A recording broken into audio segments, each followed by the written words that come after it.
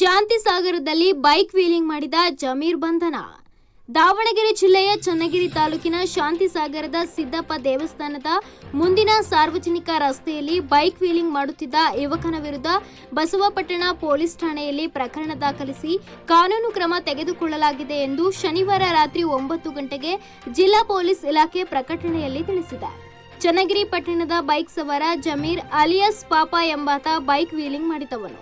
ಸಾರ್ವಜನಿಕ ರಸ್ತೆಯಲ್ಲಿ ಒಬ್ಬ ಬೈಕ್ ಸವಾರನು ತನ್ನ ಬೈಕಿನ ಹಿಂಬದಿಯಲ್ಲಿ ಇನ್ನೊಬ್ಬನನ್ನ ಕೂರಿಸಿಕೊಂಡು ಬೈಕ್ನ ಮುಂದಿನ ಗಾಲಿಯನ್ನ ಹಾರಿಸಿಕೊಂಡು ಹಿಂಬದಿಯ ಒಂದೇ ಗಾಲಿಯಲ್ಲಿ ಚಾಲನೆ ಮಾಡುತ್ತಾ ರಸ್ತೆಯಲ್ಲಿ ಸಂಚರಿಸುವ ವಿಡಿಯೋ ವೈರಲ್ ಆಗಿತ್ತು.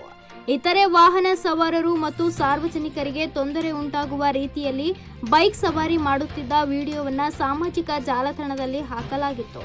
ಫೋಟೋ ವಿಡಿಯೋವನ್ನು ಪರಿಶೀಲನೆ ಮಾಡಿದಾಗ ಸದರಿ ಬೈಕ್ ಸವಾರ ಜಮೀರ್ ಅಲಿಯಾಸ್ ಪಾಪ ಎಂದು ಗೊತ್ತಾಗಿದೆ. ಸಂಚಾರಿ ನಿಯಮಗಳ ಉಲ್ಲಂಘನೆ ಹಾಗೂ ಸಾರ್ವಜನಿಕರಿಗೆ ತೊಂದರೆ ಉಂಟು ಆಗುವಂತೆ ಬೈಕ್ ಸವಾರಿ ಮಾಡುತ್ತಿದ್ದ ಜಮೀರ್ ವಿರುದ್ಧ ಬಸವಪಟ್ಟಣ ಪೊಲೀಸ್ ಠಾಣೆಯಲ್ಲಿ ಪ್ರಕರಣ ದಾಖಲಿಸಿ ಕಾನೂನು ಕ್ರಮ ಕೈಗೊಳ್ಳಲಾಗಿದೆ.